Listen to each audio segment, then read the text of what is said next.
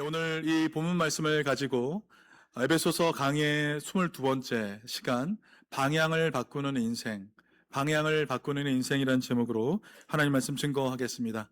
오늘도 하나님의 생명의 말씀 앞에 서신 여러분 한 분 한 분 가운데 우리 하나님의 폭포수와 같은 은혜가 넘치시길 우리 주님의 이름으로 축원합니다. 아멘. 몇 년 전 코로나가 있었을 때 일이었습니다. 여러분 기억나시는지 모르겠는데 일명 코로나 장발장 들어보셨습니까?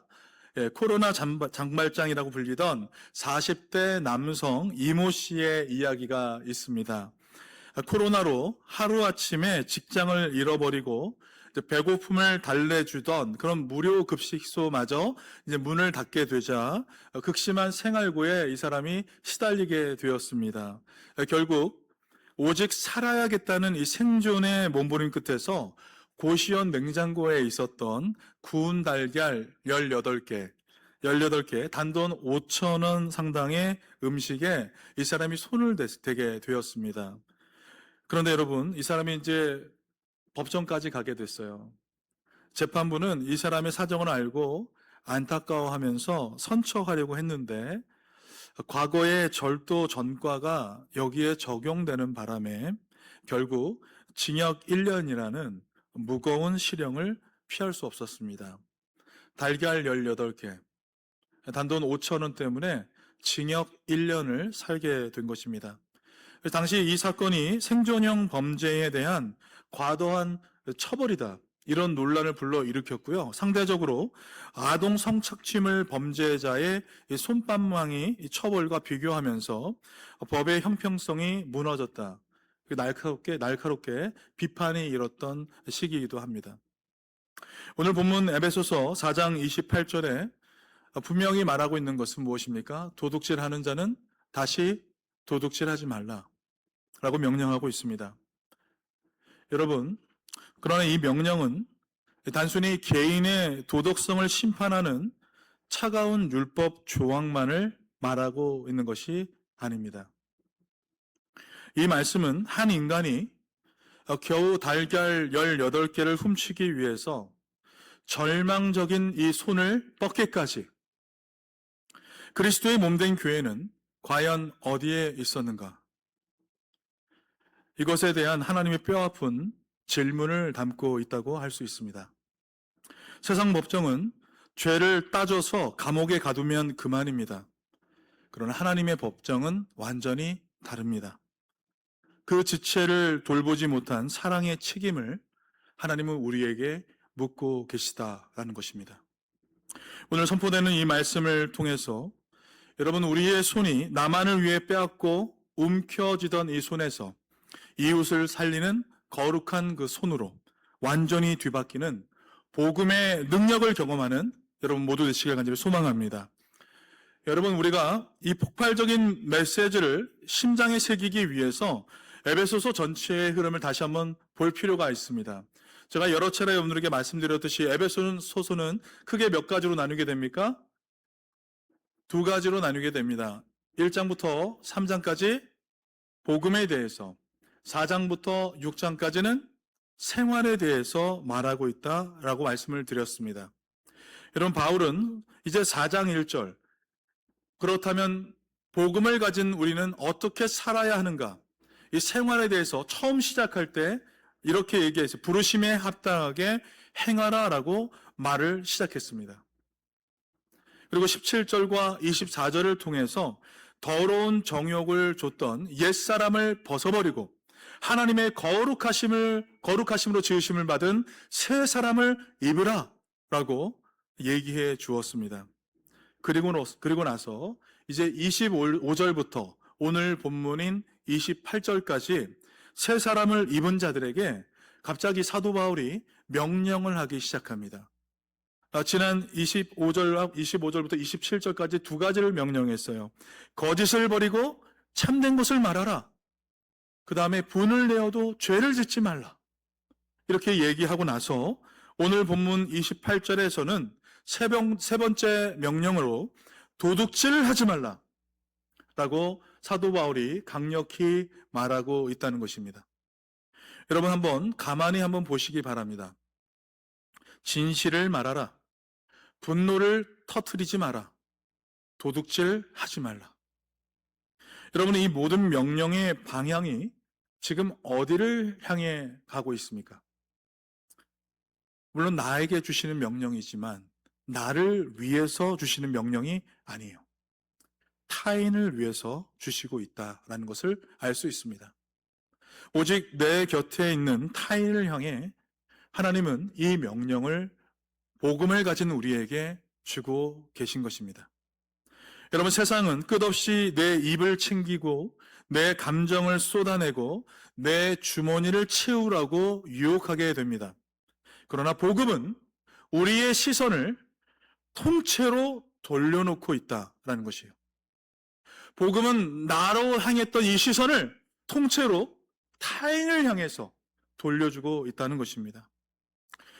오늘 복음의 폭탄 같은 이 말씀을 통해서 평생 나만을 향해 달렸던 저 이기적인 시선이 고통받는 타인을 향해 눈물 흘리는 그 시선으로 우리 인생의 방향이 완전히 뒤집어지는 위대한 역전의 시간 되기를 우리 주님의 이름으로 간절히 축원드립니다. 아멘. 첫 번째는 움켜쥔 손입니다. 여러분, 오늘 말씀을 들으실 때는 저와 함께 율동을 한번 따라해서 해주시면 좋겠어요. 따라해 보세요. 움켜쥔 손. 예, 손을 좀 내미시고요. 자, 움켜쥔 손. 네. 그렇다면 과연 무엇이 성경이 말하는 진짜 도둑질일까? 여러분, 바울이 이 편지를 눈물로 써서 보낸 1세기 에베소 교회 안에는요, 놀랍게도 실제로 도둑질에 대한 강력한 유혹에 날마다 노출되어 있었습니다. 예수님을 믿기 전 과거에 절도와 강도짓을 일삼던 이 사람들이 버젓이 에베소 교회 안에 존재하고 있었다라는 것이에요.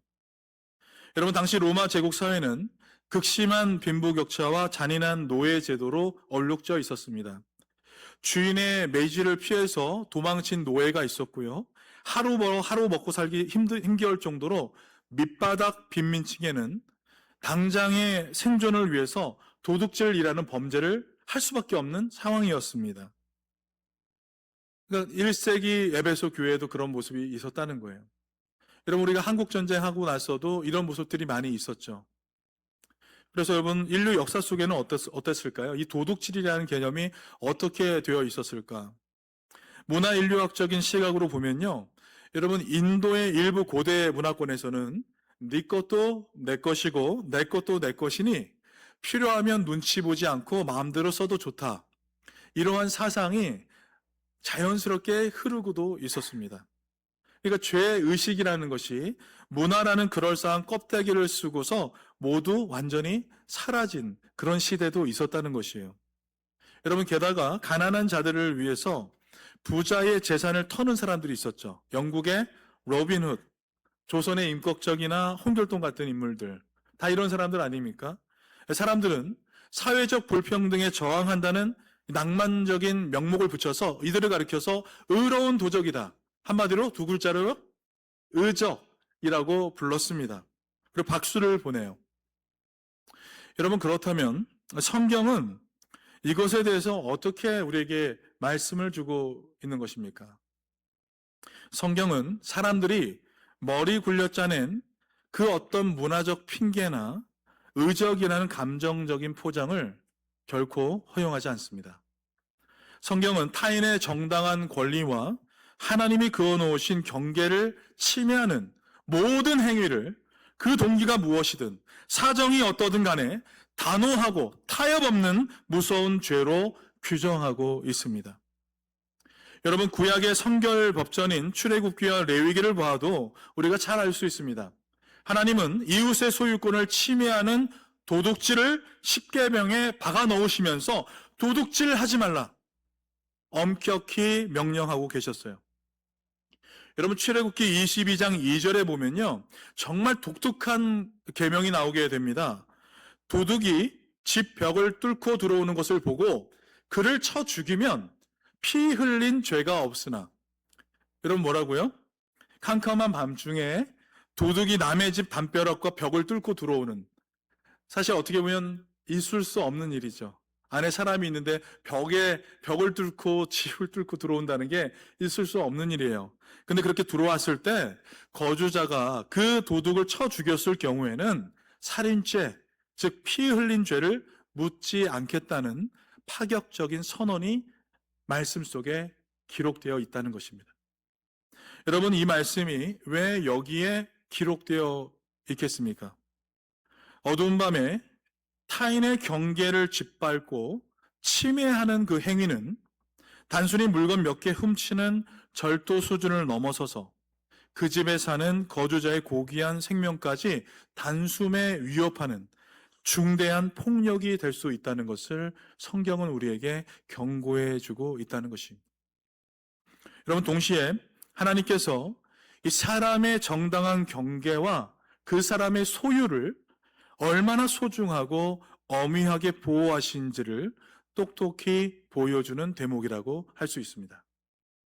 여러분, 구약에서는 이렇게 눈에 보이는 가시적인 담벼락을 넘는 문제였다면 신약에 들어와서는 이 도둑질의 범위가 우리의 눈에 보이지 않는 전 삶의 영역, 심령의 영역까지 이것이 확대되는 것을 우리는 볼 수 있습니다. 예수님께서 마태복음 22장에서 동전에 새겨진 가이사의 형상을 가리키시면서 이렇게 얘기하셨어요. 가이사의 것은 가이사에게, 하나님의 것은 하나님에게 바치라. 여러분, 이 말씀의 진짜 본질이 무엇일까요? 데나리온 동전에 가이사의 형상이 새겨져 있듯이 여러분, 우리 인간의 심령 속에는 누구의 형상이 새겨져 있는 것입니까? 하나님의 형상, 이마고 데이, 하나님의 형상이 심겨져 있다는 것이에요. 따라서 마땅히 하나님의 소유인 우리의 마음과 전 존재를 하나님께 예배로 드리지 않고 세상 탐욕과 만몬에게 통째로 내어주는 그 삶이야말로 성경이 말하는 가장 치명적인 영적인 도둑질이다. 이것을 말해주고 있다는 것입니다. 여러분, 내 마음의 중심을 하나님께 드리지 않는 모든 인색함, 모든 그 마음들은 곧 도둑질인 것입니다. 나아가서 복음은 우리의 심령을 넘어서서 눈에 보이지 않는 공적인 삶의 영역까지 확대되고 있다는 것을 보여주고 있는 말씀입니다. 사도 바울 역시 로마서 13장에서 이렇게 얘기했어요. 조세를 바칠 자에게 조세를 바치라. 조세를 바칠 자에게 조세를 바치라.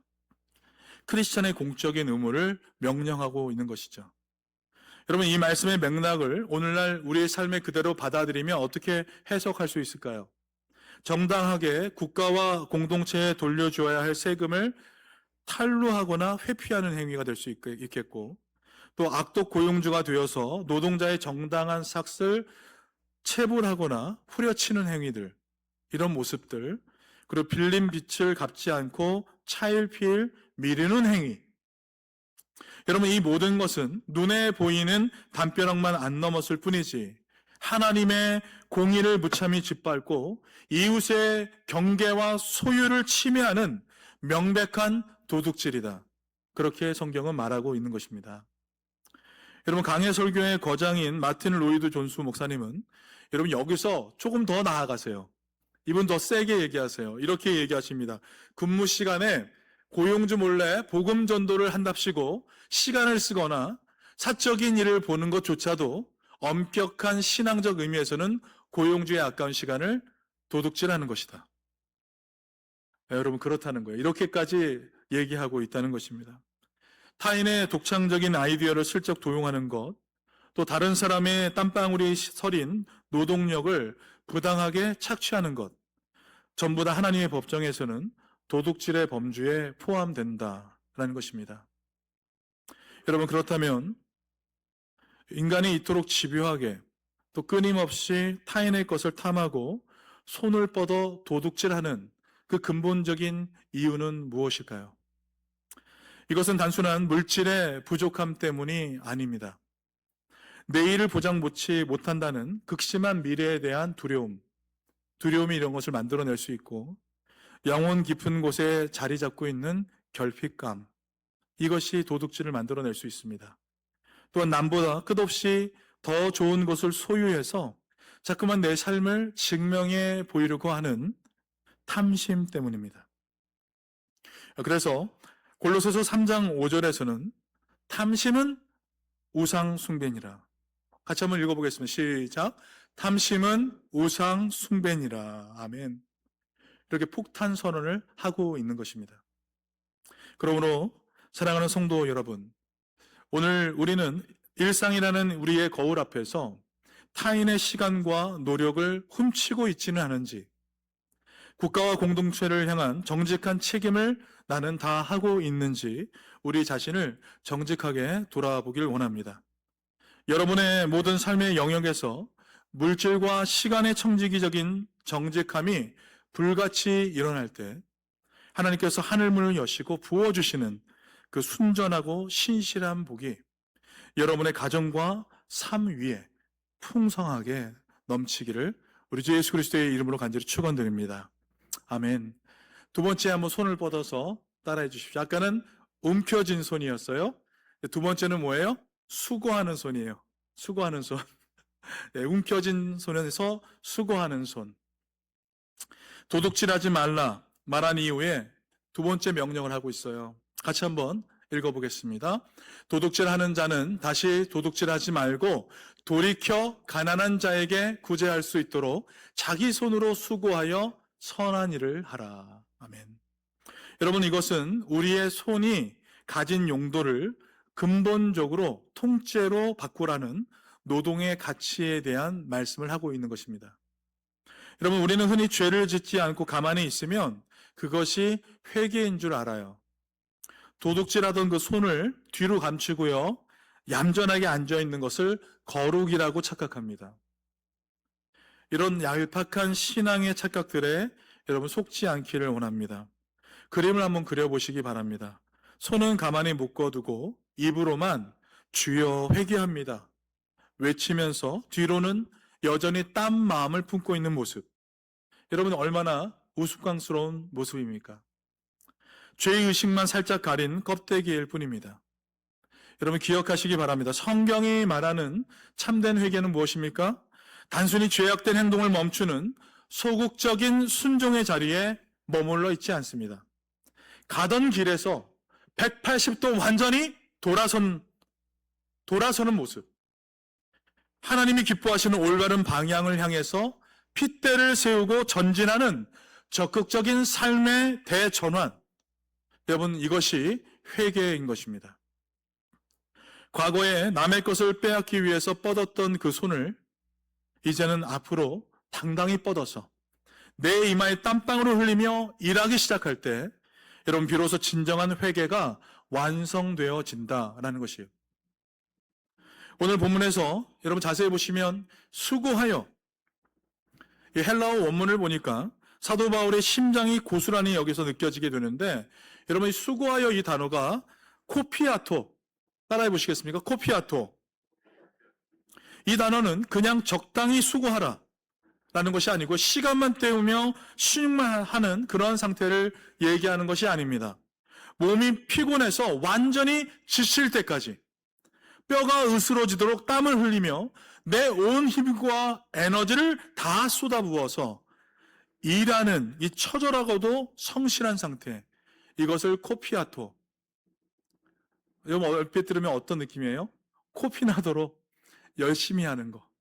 예, 코피나도록 열심히 일하라. 이것이 수고하여 라는 의미라는 것이에요. 여러분, 구원받은 세 사람의 가장 위대한 덕목은 내 몸을 사리거나 꾀를 부리지 않고 하나님 앞에서 성실하게 날마다 일하면서 거룩한 가치를 창출해 내는 데 있다는 것입니다. 여러분, 기억하시기 바랍니다. 성경은 노동을 죄의 결과나 인간에게 들이닥친 저주나 형벌로 말하고 있지 않습니다. 노동은 인류가 타락하기 이전에 저 아름다운 에덴 동산에서부터 하나님께서 친히 인간에게 부여하신 가장 신성한 소명이자 찬란한 축복인 것입니다. 그렇다면 우리가 그토록 코피아토, 열심히 수고하면서 피곤할 정도로 수고하여 해야 할 그 일의 실체가 무엇일까요? 바울은 분명히 지금 우리에게 제시해주고 있습니다. 자기 손으로 수고하여 선한 일을 하라.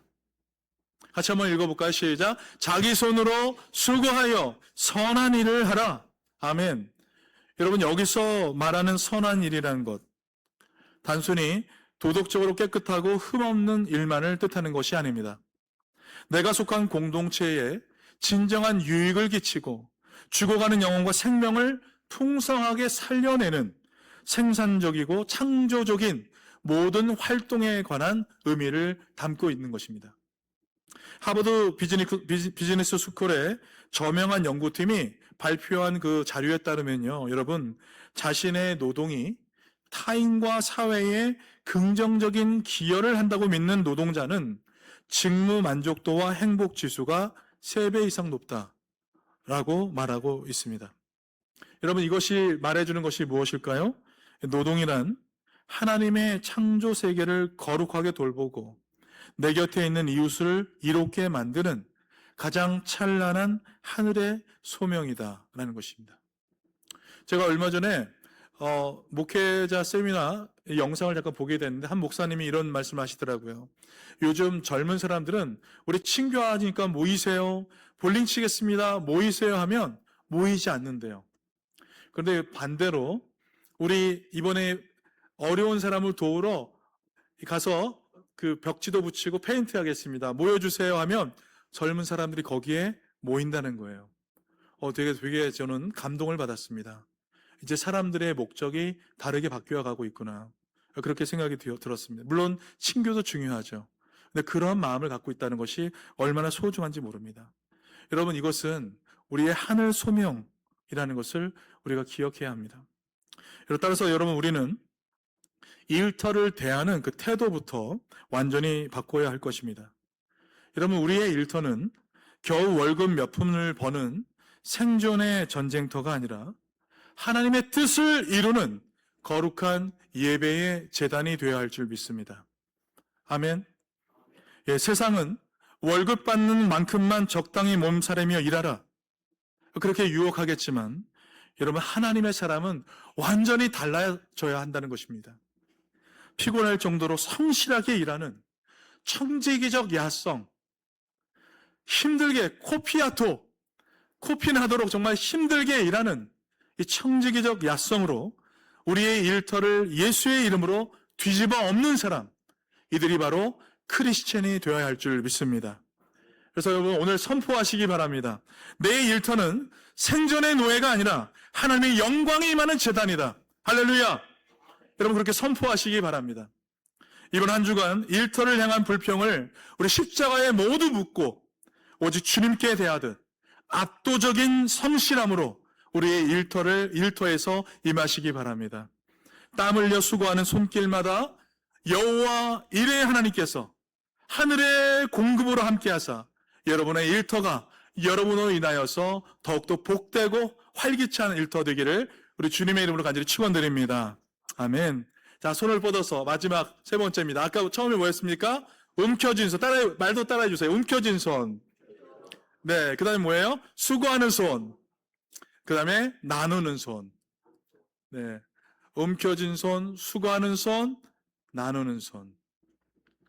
여러분, 사도 바울이 제시하는 거룩한 노동의 최종 목적지 같이 한번 읽어보겠습니다. 시작. 도둑질하는 자는 다시 도둑질 하지 말고 돌이켜 가난한 자에게 구제할 수 있도록 자기 손으로 수고하여 선한 일을 하라.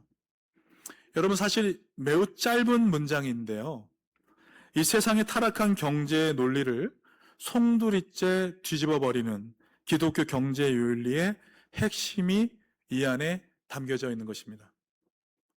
세상은 더 많이 벌어서 남보다 더 높은 것을 쌓으려고 하는 것, 이것을 성공이라고 부르죠.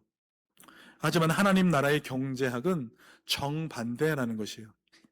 더 많이 벌어서 더 많이 나누어주고 내 창고를 비워서 줄인 이웃을 채우는 것이 진짜 승리다, 그렇게 말하고 있다는 것입니다. 여러분, 자기가 가진 물질을 악착같이 쥐고 나서 이건 다 내 힘으로 모은 거야 라고 버티면서 인간의 소유욕을 여러분 가만히 한번 생각해 보시기 바라요. 그런 분들 우리 주위에 많잖아요. 이거 다 내 힘으로 번 거야. 손대지 마. 이런 분들 있죠. 참 눈물겹고도 안타까운 모습이 아닐 수 없습니다. 물질이라는 거대한 신 앞에서 쩔쩔매면서 스스로 인색함의 성벽에 갇혀 있는 모습입니다.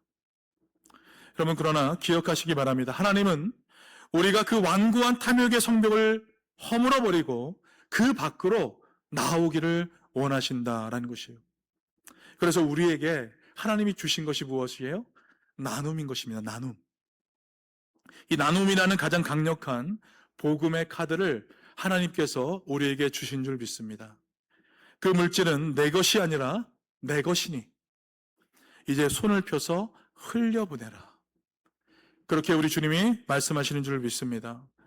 여러분, 우리가 움켜쥐고 있는 그 손을 펴서 내 소중한 것을 아낌없이 내어줄 때 여러분, 비로소 우리는 물질의 노예 상태에서 완전히 해방되는 그런 영혼이 될 줄 믿습니다. 돈이 주인이 아니라 모든 물질의 주인이신 여호와 하나님 한 분만이 내 삶의 진정한 주인이 되시는 영적 자유함을 우리 모두가 누리게 될 줄 믿습니다. 여러분, 성경 전체는 가난하고 소외된 자들을 향한 하나님의 배려로 가득 차 있어요. 신명기 15장 11절 말씀을 같이 한번 읽어보겠습니다. 너희는 반드시 내 땅 안에 내 형제 중 곤란한 자와 가난한 자에게 내 손을 펼칠지니라. 아멘. 여러분, 초대교회 사도들 역시 가난한 자를 돌보는 것이 복음 공동체의 최우선 의무라는 것을 얘기해 왔습니다. 여러분, 11세기 유대의 위대한 철학자 마이모니데스는 구제의 최고 완성은 따로 있다고 얘기했어요. 구제의 최고 완성은 따로 있다. 가난한 자에게 정당한 일자리를 주어서 스스로 수고할 수 있는 거룩한 환경을 만들어주는 것. 이것이 구제의 최고 완성이다 라고 얘기했다는 것입니다. 구걸하던 자리에서 일으켜서 자립하게 만들고 나아가 또 다른 이웃을 돕는 당당한 사람으로 그 사람을 변화시키는 것. 이것이 구제의 최고 완성이다 라는 것이에요. 여러분, 이것은 남의 것을 빼앗던 사악한 강도를 이웃을 살리는 자선가로 바꾸시는 예수 그리스도의 폭발적인 복음적 구제관이라고 할 수 있는 것입니다. 여러분, 교회는 세상의 이익 집단이 아니죠.